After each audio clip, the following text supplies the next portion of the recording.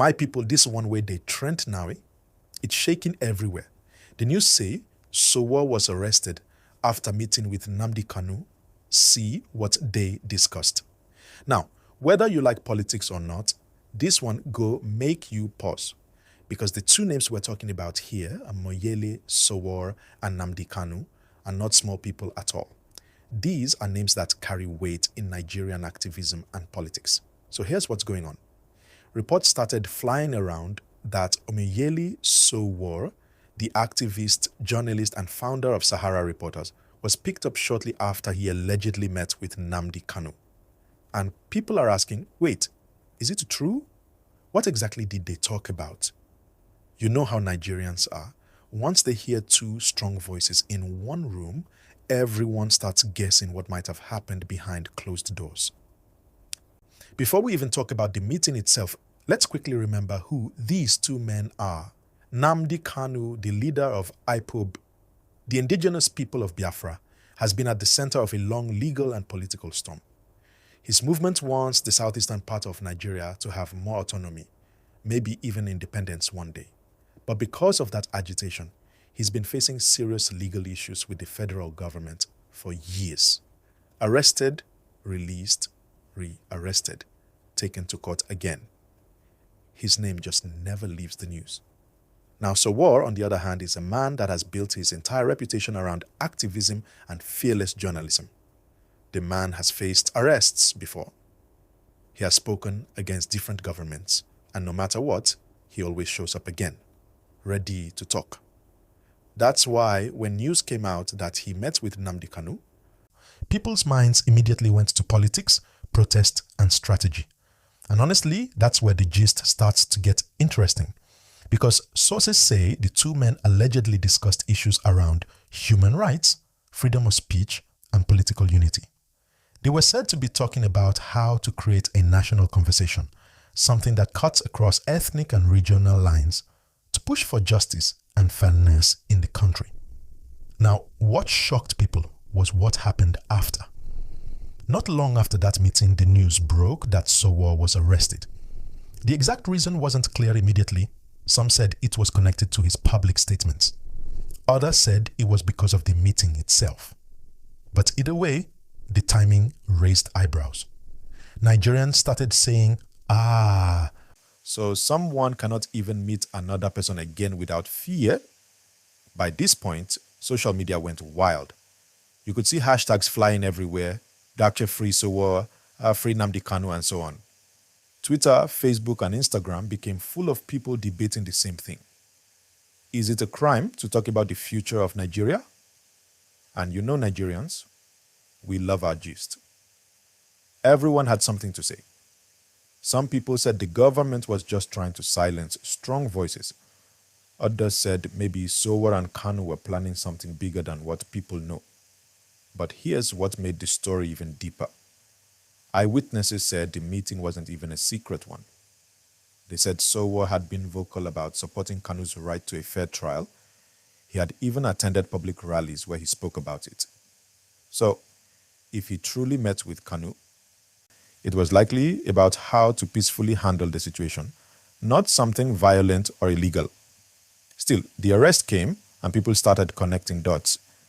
You know Nigerians, we can join 1 and 2 faster than mathematicians. So many started saying the meeting must have touched on something very sensitive.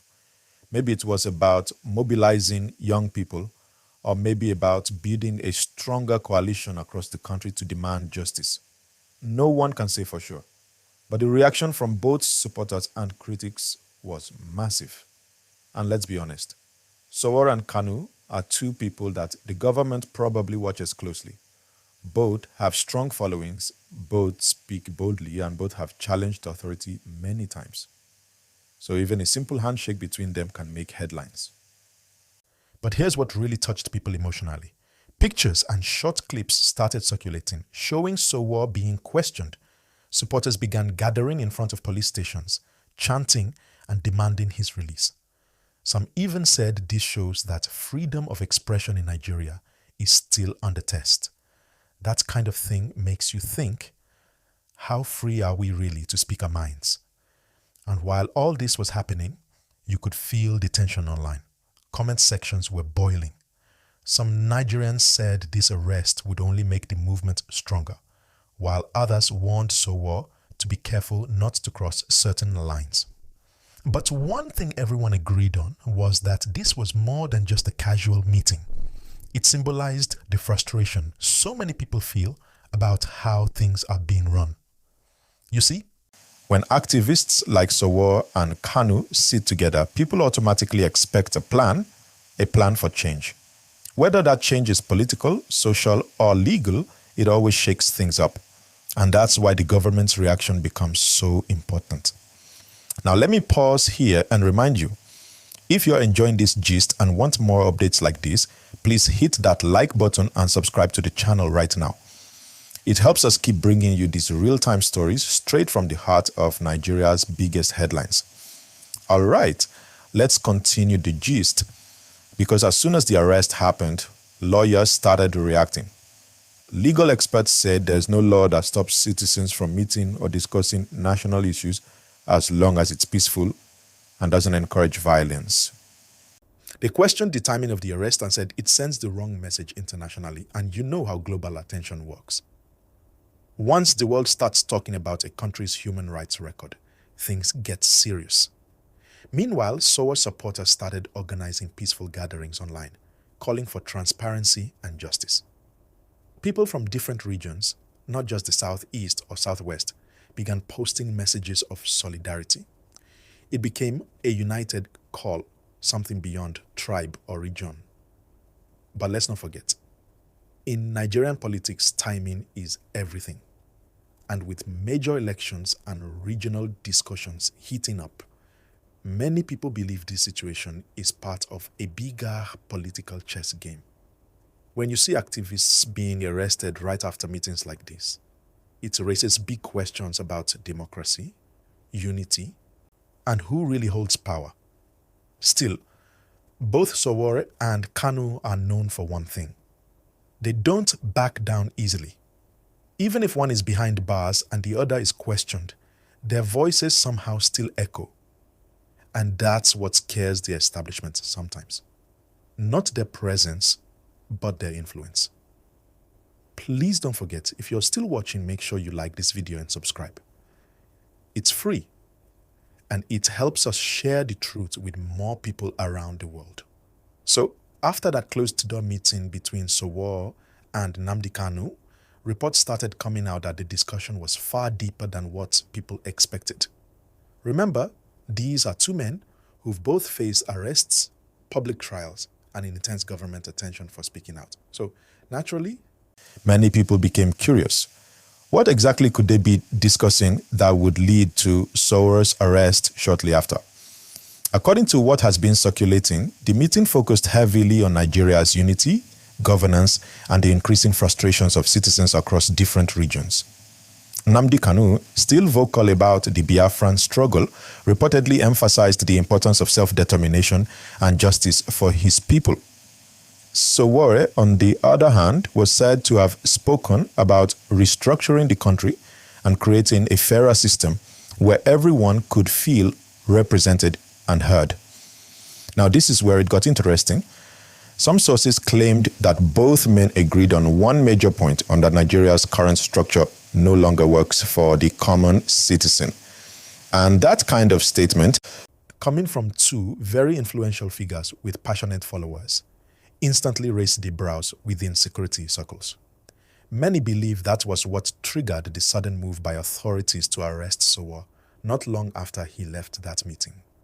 Please, if you're following this gist and you're enjoying it, take 1 second to like this video and subscribe to the channel. That's the best way to support what we're doing here, bringing you the real gist behind the headlines. Now, back to the story. After Sowore's arrest, his team quickly released a statement saying it was politically motivated, that he was simply exercising his right to meet with anyone he wanted and to discuss issues affecting Nigeria's future. But government sources gave a very different version. They claimed Sowore's meeting with Nnamdi Kanu went beyond a simple conversation about governance. They said it was about mobilization, a word that immediately triggered suspicion. What kind of mobilization were they referring to? That's where things start to get blurry. Some reports suggested the two discussed how to organize peaceful campaigns to pressure the government for reform. Others hinted at something more intense, plans to hold rallies or public protests across major cities. But again, none of that was officially confirmed, and Sowore himself maintained he was innocent and that his meeting with Kanu was purely intellectual and patriotic. Meanwhile, Nigerians reacted in very different ways. Some people praised Sowore for being courageous enough to meet with Nnamdi Kanu, calling it a sign of maturity and dialogue. Others criticized him, saying that it was risky and unnecessary, especially considering the government's position on Kanu's activities. On social media, the debate exploded. Hashtags like Free Sowore and dialogue not arrest began trending, with many Nigerians calling for his release. And let's not forget the symbolic part of all this: two men from different backgrounds, both challenging the system in their own ways, sitting together in one room to talk about Nigeria's future. That moment alone, even without all the controversy, was already historic. By the next morning, videos started surfacing online, claiming to show Sowore being taken away by security officers. Some eyewitnesses said it happened quietly. Others said it was tense. But the main thing everyone wanted to know was, where was he taken to? And under what charge? The uncertainty kept the public anxious. Supporters began to gather online and offline, demanding answers. Some of his allies, including well-known human rights lawyers, called it an attack on free speech. They argued that arresting someone right after meeting with another citizen, no matter who that person is, sends a very dangerous message about democracy and freedom of expression in Nigeria. Before we continue with what happened next, because it gets even more shocking, please take a moment to like this video and subscribe if you haven't yet. It really helps keep this channel alive and make sure you don't miss future updates on major news like this one.